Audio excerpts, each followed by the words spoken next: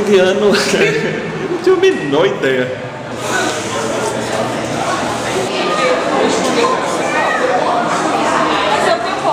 Não sei, eu queria responder uma coisa bem criativa, mas não dá pra... Não! Sei lá, não sei. Cotidiano.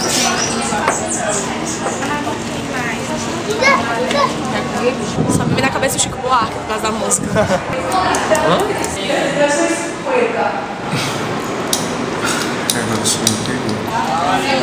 Cotidiano em uma palavra? Ixi, é difícil. Imprevisível. Correria. Convergência, né? Banalidade. Agitado. Sorrir. Trabalhar. Caos. Tédio. Comportamento. Cotidiano não palavra.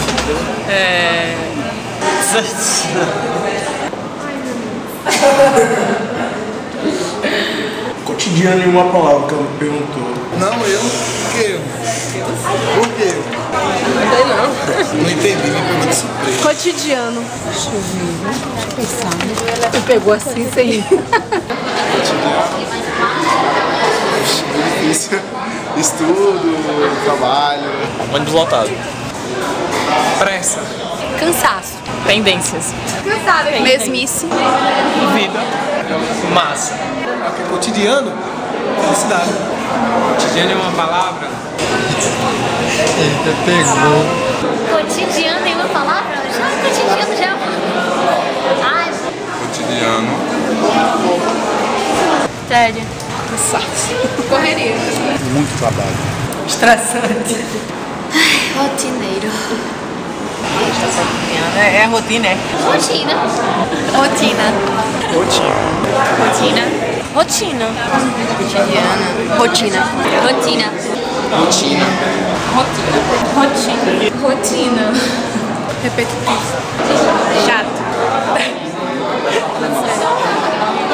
Não tenho voz pra dizer nada sobre cotidiano. Cotidiano é uma palavra? Cotidiano é uma palavra. Pode pensar? Pode.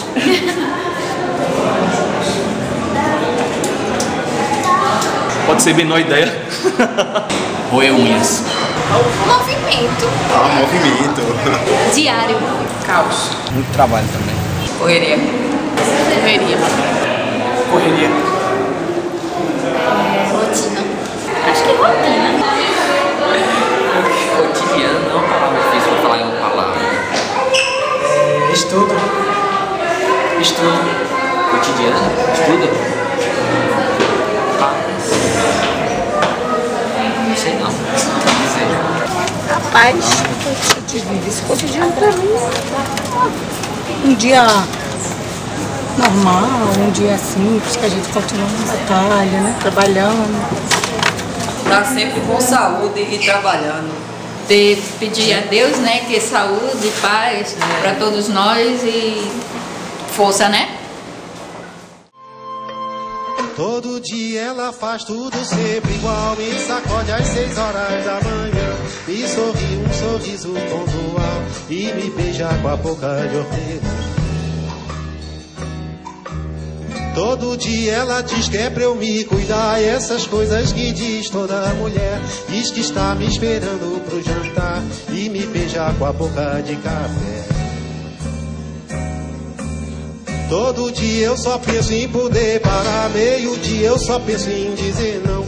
Depois penso na vida pra levar e me calo com a boca de feijão. Tem uma palavra que eu gosto muito, que eu acho que definiria para mim o que seria cotidiano, é a ideia do hoje. Aujourd'hui em francês, hoje em português, né? Eu acho que a ideia de uma categoria do presenteísmo, né? Você aprenderia a ver como essas narrativas do cotidiano, elas se relacionam para né, definir um modelo, né, de vida, né, mas também uma temporalidade de vida. É claro que a gente pensaria aí, tem o tempo do relógio, né, o tempo, vamos temos esse tempo mecânico, um tempo estabelecido em 24 horas, como também tem a questão do cinema, 24 quadros por segundo, contar uma história em 24 quadros por segundo, como tem a história das 1001 noites, uma narrativa. Então, quer dizer, há sempre a tentativa de você reter o tempo no cotidiano. Essa é uma leitura mais unilateral que a gente tem do cotidiano, ou seja, a gente demarcar o tempo, né, através de um mecanismo, que seja o relógio, né, através de uma técnica narrativa.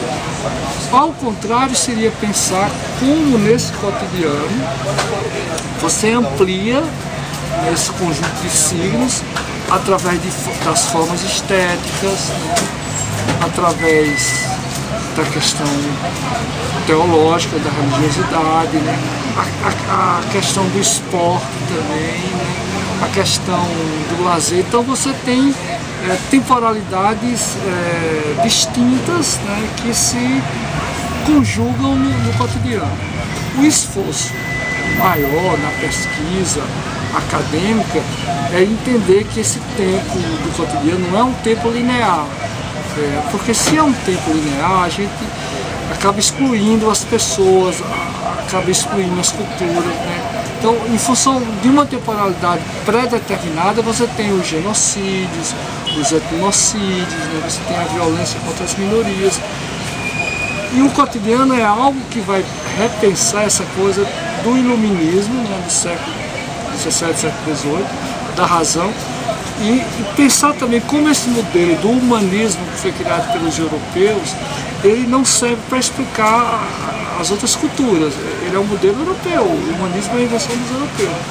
Então, veja bem, o cotidiano seria esse feixe, né, esse feixe de significados, que cada um, aí vem um termo que eu acho muito bacana, o termo de Xuxa, cada um vai cuidando da sua província de significados, porque é impossível a gente compreender tudo, é impossível a gente entender tudo, e a gente tem limitações de interpretação. Né? O que as teorias oferecem são modelos interpretativos e não modelos antropológicos de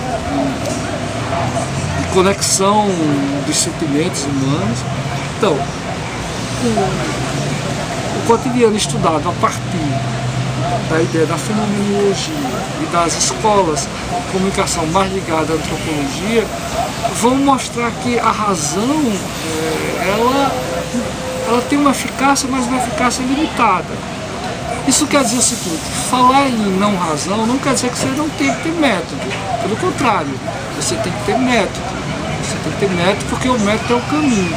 Então, o cotidiano é vivenciado por diversas culturas, e cada cultura com um imaginário muito rico. É só pensar no Gilbert Durand, né? Por exemplo, quando ele vai trabalhar com a ideia das estruturas antropológicas do imaginário. Eu acho muito importante isso. O que acontece? Esses estudos sobre o cotidiano, sobre antropologia, sobre estética, eles ficaram, de certa forma, fora do circuito universitário por conta do período pós-guerra, onde houve a predominância, sobretudo no Brasil, de uma sociologia marxista, que é uma sociologia importante, voltada para identificar a relação do ser humano com os modos de produção, com o trabalho, com as rotinas de produtividade. Então, é interessante. Mas a partir dos anos 70, com os estudos culturais do Instituto Hall, sobretudo na Inglaterra, muita coisa foi desmistificada do ponto de vista da audiência. Isso gerou uma virada sociológica, uma virada antropológica, no sentido de tentar recolocar o homem no centro das discussões. E o principal representante dessa discussão acabou sendo Morin, com a ideia da complexidade, que é a ciência da comunicação. Os estudos do cotidiano, eles vão entrar em pauta muito recentemente, anos 70 na França, comecinho dos anos 70, justamente a partir, na Europa, a partir dos historiadores alemães, na França, a partir da ideia da antropologia do Durand, dos estudos do atual e do cotidiano na Sorbonne, Paris, Depois na escola des Études, os estudos tanto do Sachs na economia, um polonês que inclusive morou no Brasil, estudou as ligas camponesas em Pernambuco, né, e voltou para a França para dar aula na universidade. Mas também a partir dos estudos do Alain Touraine, sobre a ideia do ator social, o retorno do ator social. Por quê? Porque uma França cansada desses embates ideologizados pelo marxista, empobrecida nos anos 80, a partir de uma experiência muito atritosa, ou cheia de atritos, do governo socialista de 14 anos, com o Mitterrand, e a periferia empobrecendo, e não se tinha muito uma leitura dessas populações de migrantes, né, e dessa cultura dos migrantes. Então, esses estudos de cotidiano que começam no século XIX, a partir da ideia de estudar, de fazer um mapeamento da saúde pública do trabalhador, nos anos 80 do século XX, eles já são estudos que vão tratar da questão do homem, né, do que seria esse homem nessa vida cotidiana. Então, tudo isso faz com que a universidade ela comece a repensar esse modelo teórico, esse modelo que o Bourdieu chama da macrobibliografia, ou seja, só discuto o que está institucionalizado. O Bourdieu é o primeiro a fazer essa crítica, né, sobre a escola como um fator de exclusão, né, sobretudo com esse predomínio da teoria que é muito questionável a partir do maio de 68.